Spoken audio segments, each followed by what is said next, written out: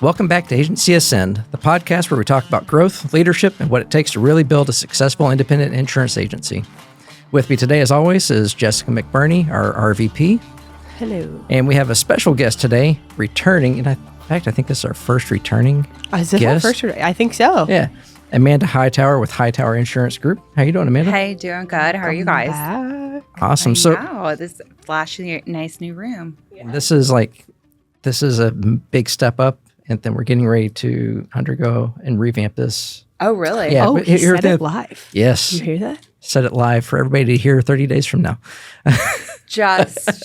I'm thrilled. And honestly, I like that there is actually AC in this room. I was going to say, Yes. we had an abundance of windows in the other room, which was a little hot. In my head, I can't move. When we were upstairs, I'm like, I don't know where Sweat's sitting at right now. Welcome to the new and improved. That's Yeah. right. The nice cool room. Now, so what's been going on since last time you were here? So I know when you were here last, we were still in a bit of a hard market. So growth was challenged. The market has developed extreme since like the last time that I was up here. And I was trying to think, I'm like, let's see, I've had an agent, like the agent scandal, my Hurricane Ike that rolled through, the licensed producer that went a little rogue and got everybody all turned around. And then we brought on Lauren. And then my operational bookkeeper, she's bumped up some time too. So I always, when people are like, what's the group size? I'm like 4.5, Since market-wise, I do think it has started to open up again. A lot of carriers are coming in currently, like with more rules and forms. I would say the first visit I was here, it was still kind of like survive mode per se, but now that markets in different areas and dwelling values and things like that have opened up more rules and right now are coming in, which is a little bit of a shift on the personal line side. And then AI has made a lot of impact, I think, on like the commercial side and Interesting. Okay. some of the underwriting guidelines and things like that, that we're kind of adapting to, but we are also actively implementing, working to get some of that, getting ahead of that a little bit or communicating more with carriers to understand what guidelines and things like that are being put in place to be more efficient and effective, like at the same time. So What are you seeing with AI?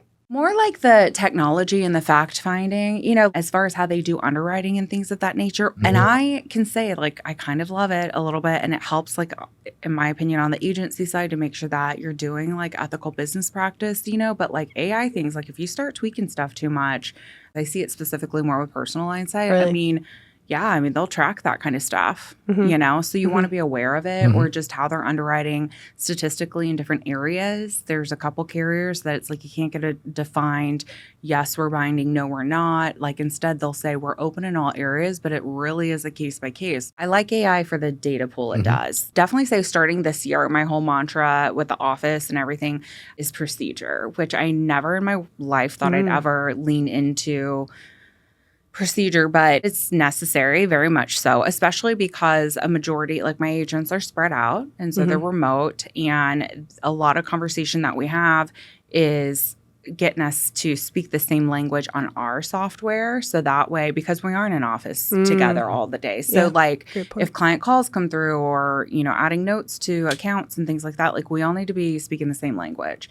Like the other day I asked a question just so I could track a little bit. I'm like, how do you take notes? How do you take notes? Kind of thing. And fun fact, it was like 4 different answers, And so that's something that has been identified of like, okay, well, everybody can have their way to do things, but we have to have some sort of procedure with how we're conducting and communicating through our software that at any point in time, we can step in and assist, Yeah.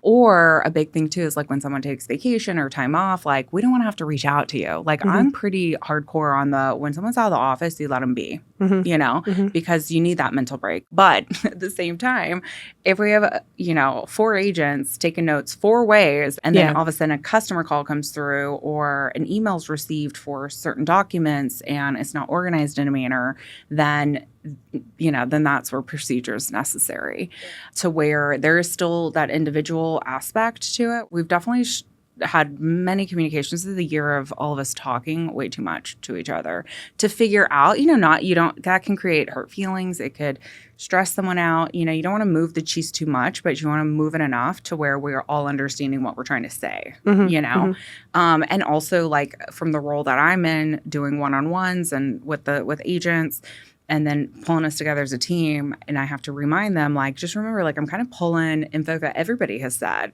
into one way. So maybe I don't cover all the bases of, like, I can get real nitpicky, or it's all, like, I call it tits on an ant, like I gotta like let it go, but how that kind of translates too is like how that's been working with us and like commercial carriers or brokers, and so that has been kind of impactful. Definitely the last like 6 to 8 months we have had on the commercial side because, we have one strong personal lines agent and then everybody else who develop on the commercial side. Okay. And what that kind of translated to, because of the market, like you used to be able to take like a servicing item and wrap it up in 24, 48 hours. Now it rolls and rolls and rolls, and so when you maybe have like 75% of the office, a driver personality or combined with a little ADD, like things get missed, you know, so we need to label things properly, make sure the right person's handling it, looping it back. So when we started working on, we started having commercial broker issues like delayed quotes and things like that. I came out real heavy and strong-armed about the one thing that I'm like, this is the hill I'm going to lay down on, is like we do not submit a commercial case to a broker unless we have the complete file ready to submit over, like all applications, all details, any reports, and so much so that, I've had to implement like almost a disciplinary situation, where it's like to allow the opportunity to like open the mind up a little bit because this is important, Now how that's translated is we've noticed a lot of flaws on the broker side, so it allowed me from my position to go in and have conversations with the brokers to kind of feel out like what business and what market are you actually looking for versus what are we kind of like throwing it out as like lip service. And then it also like kind of gave us the posture to come in and me set reasonable expectations, what I think is reasonable, and if it doesn't work, we find another broker, it helped us kind of identify essentially our philosophy and our approach to how we're handling commercial accounts and referrals and leads, but us to identify what brokers we enjoy working with, or not even enjoy, but just like, there's like in my head, I'm like, cohesiveness, basically. And I can out of the gate now kind of identify just off a conversation with brokers, like if I would even want to work with them or not. So what are you kind of looking for whenever you have that conversation? I'm looking for organization. Like, here's what I can ask. So, like, because here's a couple cases on the commercial side that's just to me and in my position. So when it's always a triangle with commercial, right? You have the agent who's the actual salesperson interacting with the prospect or the person that already has established large account, the underwriter / broker. Here's what they all say when you first meet with a broker. Okay. They're like, we don't like it when you blast it out to other brokers. Okay. And the reason why isn't because they're trying to do that. Okay. And be that person. It's because if you submit a commercial carrier with that EIN with their, it locks up the market, right? Which is a big deal. I mean, I'll tell you, it's been a strategy when I'm trying to cut someone else off, like if I have that nuance of an agency over in Tennessee out in the middle of nowhere, keep trying to block me, then I'll get one step ahead and I'll lock it up. There's that approach, but I get it inter-officely or like different brokers. So you have like your RPS, CRC, and then they have different teams that work, and that's an interesting place. But what we would had happen twice, of which I completely delivered rage, okay, would be, like at first, because here's what would happen. You try to build these relationships. You try to build the commitment with the brokers. I really attempt my best, and it's working. I understand it's a work in progress of ones that are under the SIA HUD. I love the HUD of it all, and I like the affiliation and the strength that comes behind that. But in that process, you are also working with a combo of different types of teams. So you start working with them. They come out the gate. They're like, we don't like you blasting it out because of blah, blah, blah. But then here's what happens, right? So then you're trusting a broker, and this is how with the girls, I am always like, we control the ball. We control the ball. So when all this kind of blew, I was like, what are we doing? You know, when you're only blasting it to one broker, you're essentially handing off the ball and you're trusting them to throw it back to you, right? In a timely manner with an X date, you know, with the renewal date and all this. And it's like the most beautiful submission. You have all the accords filled out, you have the lost runs, you have everything you could absolutely, like no underwriter's coming back and say, do you know the answer to this? No, because you've already answered it, right? You have your checklist. It's in there. Beautiful, right? You've bound, beautiful presentation, right? So then it starts crickets, which this is where I get calls from agents, you know, of like, this is frustrating, this is upsetting, this is all the feelings that you feel, right? And then here's where the kicker comes in. You know, you're like, X date. You're like, I talked to them. They said, I'm working on it now. I should have it to you in 2 or 3 business days and blah, blah, blah. And now you can't even get them to answer the phone and all this other stuff, you know? Then you're 2 days away from renewal, right? And you put all your eggs in this basket and this broker's promised to deliver. And then you do, I mean, we're an office full of ladies, not to discriminate. We love having men sometimes and sometimes we don't, you know? But right now we're all ladies, okay? But this is what happens when you get 4 of us together. Our eyes start twitching, okay? And then we start doing things like, you know what? Set an alarm on my phone like every 15 minutes. We're calling them every 15 minutes on the dot, right? And we're going to be like, oh, you're not ignoring me, right? So then when I go what I call like the date that can't get away, okay? Like call, you know, and that's fun, but it does get a reaction. Yeah. Someone will eventually answer in that conduct, okay? What do they say? Tell me how this is played out. Yeah. Okay. Here we go. Like we're doing the you get the underwriter. You get the little new kid on the block, okay, that is in his early 20s that doesn't know how to handle a bunch of women just ready to rage, okay? So instead of answering, you send an email and you're like, I don't have a market for you. And it's like, looking up your Google location. I'm like, oh, you're in Dallas. I'm hopping in the car right now, you know? Did you really? Uh-huh. And yeah, and his boss was Dad. So before I got there in Dallas, I got a call from Dad. And I slow down because I'm like, hey, Dad, in El Paso. I'm headed to Dallas right now. And he said, fun fact, I'm going to be in town tomorrow. I'm like, great, fun fact. I'll be waiting for you, you know? So he didn't have a market. Okay, T-minus 40 hours. So then what happens is this is what I call we run triage, right? So when we start calling our other brokers. Yeah. So what's going on? This is what we have. Because when we submit a beautiful account like that with all the accords, it's an easy just forward it on over. What can we do? What can we do? What can we do? We did not gain that account. That was the second year. Okay. And my agent has been procuring the relationship for a long time, you know, and we started 45 days out, like none about the conduct. And that's the thing. That was kind of where I found the conduct where it was like, I just was highly inappropriate. Now, the last time that happened too, same thing. That year, we did not get the account. We did the following year. With the way that the market is and the way that some of that, just like on personal line side, when you have to basically like kind of what I call like perform for your supper, okay? Like you have a probation period, okay? You got to show them what you got. And then not that you want to take the gas off, but you can't operate your business just trying to appease all the different, you have to have a strategy. You know, you also have to have kind of like what I call like an agency philosophy. It's more than like a mission statement.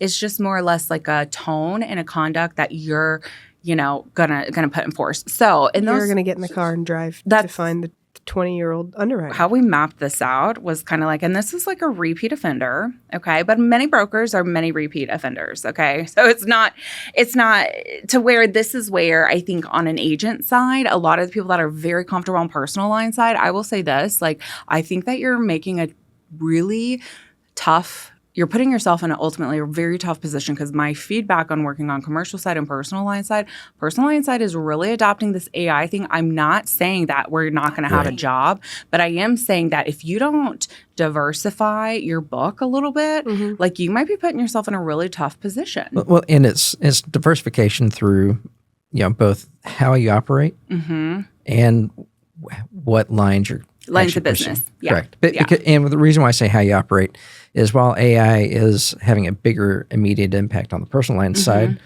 I think it's also opening up bigger opportunities. I do too. But what it's going to do is it's going to lengthen that sales cycle on the personal line side. And that's something that a lot of personal lines agents aren't used to. They're used to that quick sale. Whereas now the people that want somebody working with them, it's a more complex risk. It's now it's not a single call close. Now it's something that takes 2 to 4 weeks. That's correct. Can you stay in? And you have long? The procurement process is longer. I totally agree. And that is, I mean, from my position, I've had to adjust and give that room because I have even when you onboard and you're trying to assess, how's it going? What's the process? You know, there's many different forms of sales agents. That's something that I've always had to adapt to. And there's different personalities that are trying to sell. So outside of, and we have once every Monday, we have like a time waster identifier, and that's something that happened in the previous week. Oh, interesting. Yeah. Fun fact though, sometimes I've gotten on the list. Okay. Okay. Which is fair. It's anybody fair. that knows that's a lie. Sure. I never talk too much. Okay. I do not work in a hole and then you let me out in the wild and I just flourish. Okay. Even Deanna one time golfing, she's like, have you been working from home a lot? Not getting out? And I was like, yeah, I have. And she's like, oh, okay, cool. Deanna, and she's like, hit the ball. Yeah. Or I'm like telling her about trees, where it's like, what am I talking about? I have no room, I'm just happy to be out and free. But looping back to this, I agree. It's going to prolong the personal line sales process, and it's going to be a nice warm-up for people to kind of get on the commercial line side. Because the risk that you pull on the commercial line side is you get an account and you kind of lose your mind. You're so excited it's in this premium and blah, blah, blah, and right? And then you shift the whole team or just you, if it's just you, or you and plus one or whatever. And then you have to spend 3 to 4 weeks in your mind, and then you lose the sale. And then your pipeline has just completely plummeted. And then now you got to gas yourself up every morning. You got to do your push-ups, slap your face, do your whole Tony Robbins, and just get it going again. Go get another right? one. Yeah. And then meanwhile, you're walking away cursing commercial lines. You hate them. F this broker, blah, blah, blah, and you're looping back around. It's everybody else's fault but your own, right? When in reality, you have to understand every broker says they have appetite for everything, but in reality, they have the things that they're really good at that they like. I will correct that a little bit. They do have an appetite for everything, right? But every broker has their ideal business and the ideal agent they want to work with. Okay, so it's been a minute since someone's emailed me T-minus 48 hours.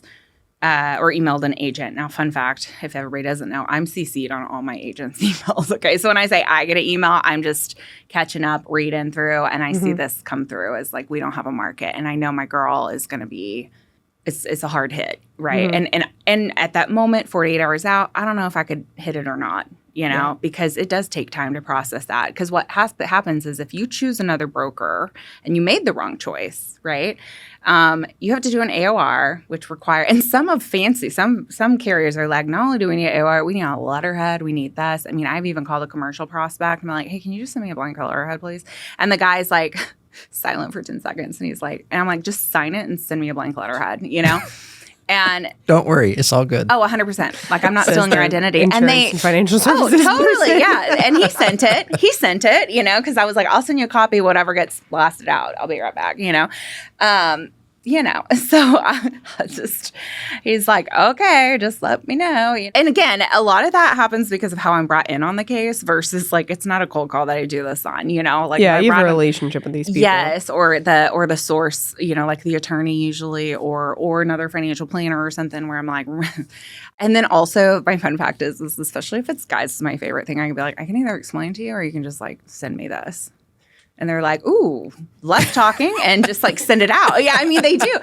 I give them a superpower. Would you like me to sit here and talk to you? Yeah, how much do you want to know? And I can't think of one time that a male or a guy, which I do adore because I do get tired of repeating myself, And they'll be every time they're just send me what I need. Or I'm like, okay, cool. So you just call if you need me to explain because I'm ready to roll when you are, And they're like, please don't, Because they're usually they got stuff to do too, So anyway, looping back, when that came through, I was like, okay, this happened. It's been about 2 years. The first time it happened, I bought a plane ticket to San Antonio. This time it happened. Plus, when I kind of pieced it together, where I could do what I give a warning shot. Mm-hmm. My expectation is this. My expectation is you can communicate to us properly, give us enough window. Plus, we submitted this 45 days out. You guys had 0 questions on our underwriting process or any of it, right? Mm-hmm. So it did take me a second to step back and kind of be like, how can we avoid this again? Because this is what stops any agent from wanting to quote, or just like puts that hate towards commercial lines, right? Mm-hmm. So the thing is when you get past that 48 hours and whether you win or lose the sale, there have been times that it's come up where I can send have my moment of threats, and my Liam Neeson moment is what I call it, like you will feel this in every area of your life. But, we get them or we don't, but at the same time, what happens is like you're exhausted. You're, especially when you start concluding the year. Like there was a call that I had with one of my agents of just like on a Sunday before January kickoff. That she's just like, I can't be this exhausted again. Yeah. And I get it, so it's like, what can we do to preserve that energy, right? Yeah. And then a lot of times when you get that worked up, it's like because it's like you let go of the ball and you didn't know how to get it back, right? Mm-hmm. So commercial lines. If you're hunting for them and people have like familiarized with the cord forms, but ask them and kind of interview them if they don't have a checklist of like, because this is what I have found the brokers that are easier to work with is if there's a checklist, if they're just like, this is what I need, like a 125, a 126, lost runs, Mm-hmm. franchise tax from the, that kind of stuff, or an EIN. The big kicker is the lost runs report. Okay. But what I will say is a huge broker red flag is if you're like, hey, do you have a checklist? Because the worst thing you do after every mess up is kind of like, hey, do you have a checklist? So going forward, we know how to da-da-da.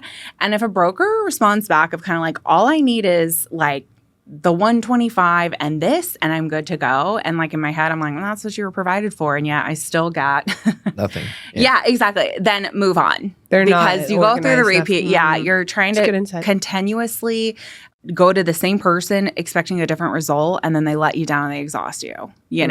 That's a big one, is like making sure that the organization's there and that they are just as organized, right? Yeah.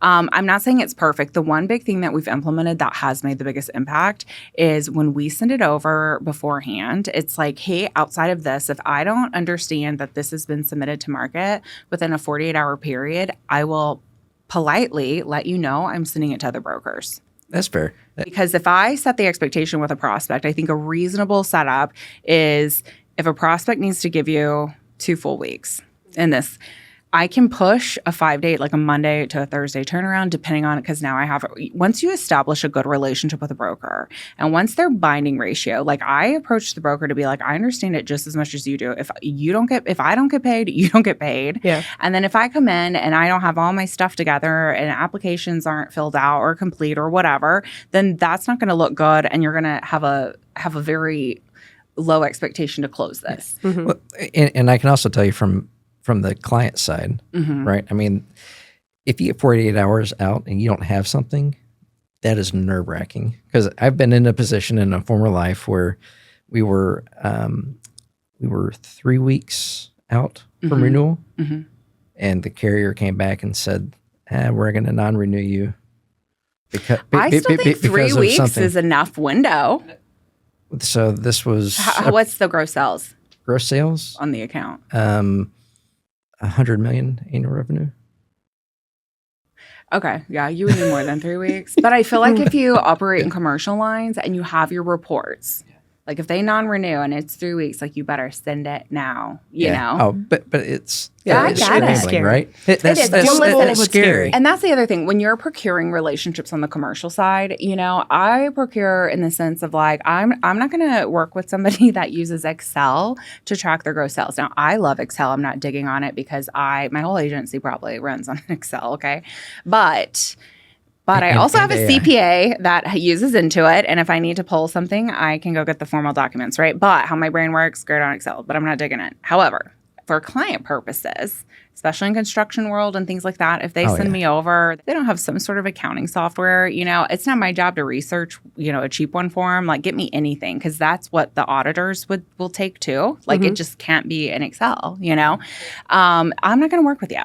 because I already know what that audit period is going to look like. But I do coach, like if I get a prospect and it is one of those, like if it's like 1 week out and they don't have a renewal quote in front of them and they don't have this, they don't have anything ready, then I push it back. But listen, I will say this, tiff, like to people on our side of the industry that hold on to those lost runs and stuff. But let me tell you too, I have clients that's like, I never want to, well, I don't have those, they've left, where I'm like, I never want to talk to you again. Like there's definitely a med spa in the DFW area. That woman would never touch my face with a needle. And I'll never talk to her again for the rest of my life. I'm like, you're a mess and you need to get out.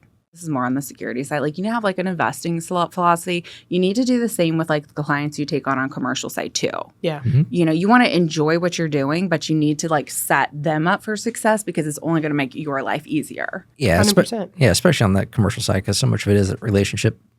It is. And a lot of them just want to know. You have to work in a similar manner, want the same goals, right? Because that's going to dictate where you go, what your appetite is, what your level of service you'll be able to provide.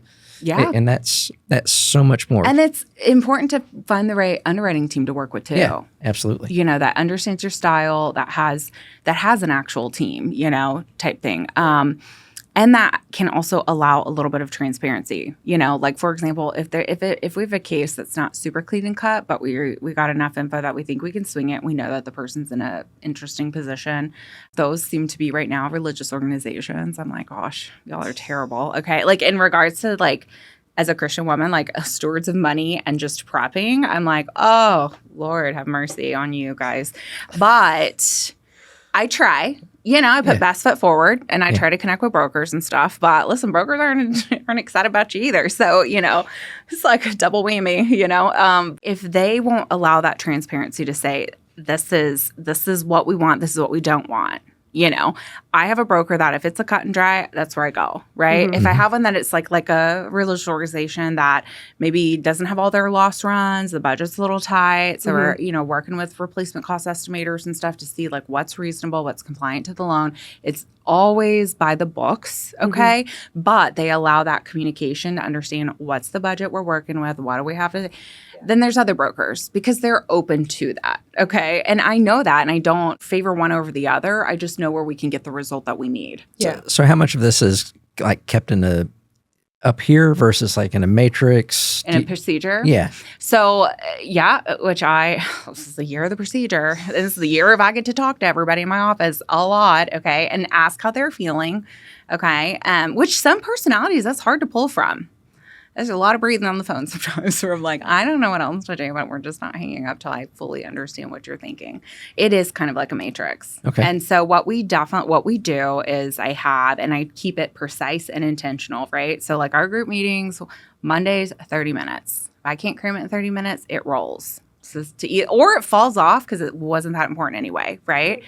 And then I do 30 minutes depending on certain tasks. Like right now I have the huge website like launch stuff that is awful for me mentally. This is like that is my handicap in life. Like talk technology to me and I'm like, there is a matrix. All right, perfect. Then we touch one-on-one. Okay, because the first step one in January was I want to see the sales cycle. We all filter the prospect through our sales cycle through technology so I can see it. I can see the notes. I can see how many attempts. I can see what the back and forth is.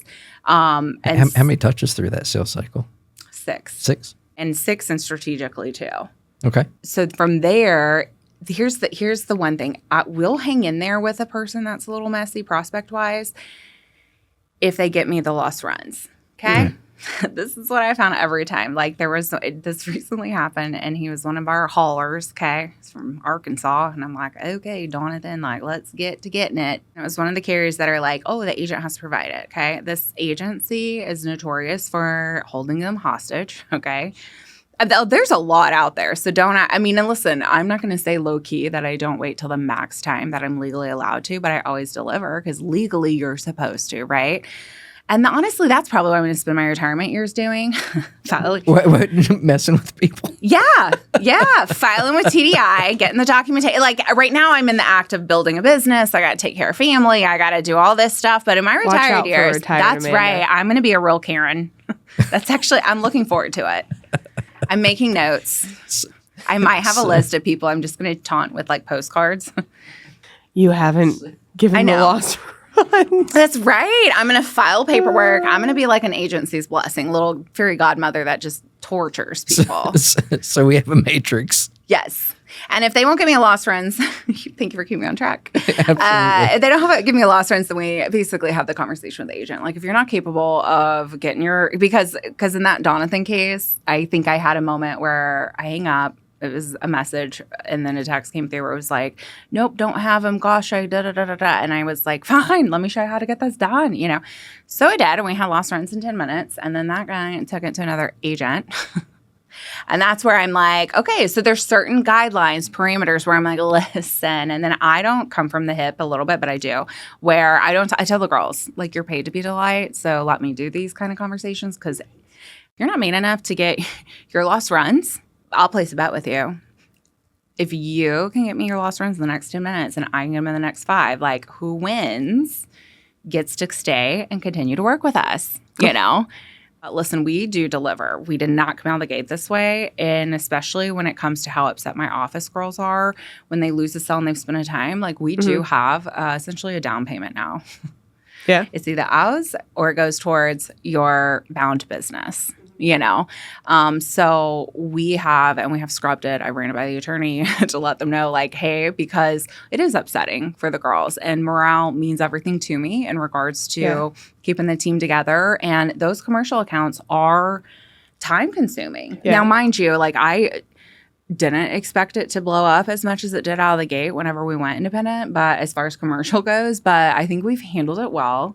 However, when something's in the sales cycle too much, we do have the matrix, and the matrix says if we don't get this thing bound in like a 2-week period, then I take a look at it. Is it organized? Is it where's the fault? And not that I'm looking to because I want to like hammer the fault, right? It's really more of a strategic issue because what happens with the agents is they're just seeing the premium. They're seeing the commission. They're seeing the money. I can't blame them. It's time spent. I offer a really good commission split. I get that. However, there comes a point in time, it's a time waster, which is kind of what we do flip on that. Like, it's a joke, but like we do pull in. I mean, we have it weekly, and it helps keep it in the forefront of their mind to where maybe on a Wednesday or Thursday they check in with me. I can't see all things all the time. So, having that repeated expectation that if they're feeling like it's a time waster, we don't have to wait till Monday to talk about it, call me one-on-one, to where that's just as important because the premium and the commission sound great, but if you don't actually bound the policy, it's not there. Yeah. So you're just chasing right. those figures at that point in time. That's right. And it's like a case by case situation. If the client has provided us all the information, it's the broker, then I kind of start rattling the chain on the broker side. Like give me, and also like I have learned to come in calmer. I have. That can be helpful at times. Where I'll say something like, hey, it will not be met with hostility. That gets me a long way. It will not be met with I just need you to tell me, is this a reasonable expectation or not? Like, what are the chances? Give me a percentage.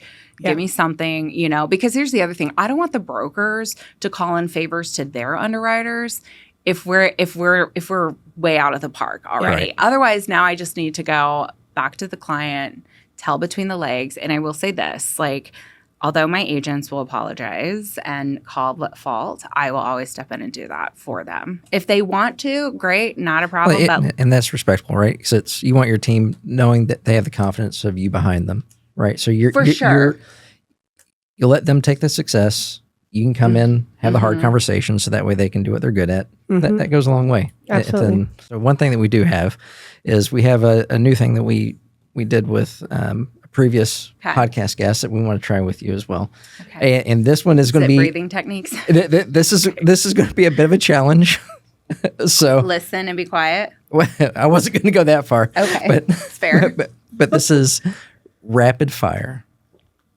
So I do like a good rapid. Are we running? Rapid fire questions and answers. Oh, okay. Are we running? Yes. I'm like, are we shooting? Do you know, like when CRC did the skeet shooting? I'm like, this is an interesting place. Which we have that coming up in June again. Hope do. You'll join us. Yeah. Did y'all invite me? That's me. You're always aggressively. You're always invited. You're invited. That is kind of my MO too. 18th, I think. Yeah. Jessica, all right. You lead off. Coffee order. Black. Okay. Yes. Just don't make it. Ugh. Yes, thank you. Okay. All right. Favorite commercial niche right now? I stream and I pay for not commercials. So like, No, did you say commercials? Commercial line. risk. So, Commercial your favorite Are you asking me what my favorite commercial is? Commercial risk. Oh, I thought you said commercial. I was thinking I'm like the ostrich, or Tiki, my gecko that flirts with me at 5 every day. What's my favorite commercial risk? I like performance bonds right now, but I'm not binding a lot, okay? But I've really enjoyed the process. I can't believe sometimes I get to do that. You guys are not recovering well. Are you guys okay? I really was trying to think of a commercial, and I'm like, gosh. All I kept seeing was an ostrich in my head. It's my fault because I started with the non-insurance question to break into it. Yes, and then I thought you said favorite commercial. Emu, that was it too. Yes, okay. I stream. Okay, performance bonds. Like I pay for non. That's a big one. A lot of people are kind of freaked out to get into bonds. Yes, so that's a great one. Interesting. You got to have a finance background a little bit, like yeah, understand what a balance sheet is and an income statement. Okay. Most important KPI in your agency. And that stands for key performance indicator, not whatever else you might have come up with. Yeah, I was like, wait a second, key performance indicator is weekly goals. Annual goals, yes. We do the annual goals and then do the reverse math to see what that looks like weekly. I like your time waster too, which I actually think that's a pretty good. And tracking said goals. We're going to see how this wraps because I'm just as ADD as they are. But just trying to document each week, the weekly, like where are we at, that kind of thing. Okay. Biggest productivity hack? Hack in like a positive way? Yes. Okay. Procedure. Procedure, that's the word. All right. So being an ops person, you're speaking my language. Right, I know. I never thought I'd be this person. Okay. But it is helpful. I get the purpose of it. But you can't spend 80% of your time on that. Like, I mean, unless if you are in your position, Chad, but like if you're the agency owner, like you got to cater it or you got to multiply it too. So the other hack is like I personally really try to take paper out of my life. So I use OneNote. So that way, if I have meetings or whatever, I type it to where I can copy and paste it into basically the community observing of it, Yeah. So because I have tried multiple times to be like, I'm going to sit down and type this procedure. But no, like I got to do 2 things at one time, 3 things at one time when you throw in like CE and license renewal, where you're like playing in the background and then type this and transfer it over. But the biggest one that's really, because what you'll find is it's going to allow you kind of like work it out between agents and even brokers because you know what you're looking for. Yeah. Yeah. All right, one more. Favorite way to generate commercial referrals? I wish I had more of an answer for this, but like once we kind of problem solve something big, like we just get referrals. But I will tell you what does do it too, because the reason why we have to have the consulting fee at this point too is because we are very transparent. So the best way to get referrals is transparency. So don't try to blow smoke, like explain to them, this is how this is going to play out. And, most people go in business because they want it to be long term, right? But then that there's a big turnover ratio. And listen, there's kind of like nose up agencies that like I only take, and there are nose up brokers that say they don't want any what they consider quote unquote new venture businesses, which can be 1 to 2, 1 to 3 years. We love those. Transparency, treating people well. It's like we'll always answer questions. We are a lot more conscious of the time spent answering questions, but we're pretty accessible when it comes to those type of things. So. And that gets a lot of good referrals as well. Awesome. Love it. So, and as you know from the last time, when we exit, we like to ask, favorite movie, quote, book that you're reading, something that's made an impact on you. Like, no commercials because we know that you stream to avoid them. So, for sure. I just go to my default movie, which is Equalizer 1, 2, or 3. Yes. Okay. There's always. Do you have a quote from Equalizer 1, 2, or 3 that stands out? Sometimes when people upset me, I do click my watch. Okay. Yes. It's Denzel Washington. Yeah. Where he's the former hitman. That's, like government. And he sets his watch for like 30 seconds. Yeah, like and when he clears a room in 30 seconds. By clear kills. Yeah. So when someone's upset me, I'm like, oh, boop. All right. So Out of the three, which one's the top? The second one. In Italy? Like the hurting. No. That's the third one. The second one, where the best friend. Okay. Yes. The FBI. That level of loyalty I ride with, because he comes out of hiding for it. Yeah. They hurt. I need to add that to my list. Awesome. Yes. Okay. Well, Amanda, thank you so much. Okay. It's been an absolute pleasure having you on the podcast today. Enjoyed it, every minute of it. Sounds like it. I can't sit up straight right now because I don't know where sweat's sitting. And on that note, thank you very much for your time. Thank you, everybody. Until next time, onward and upward.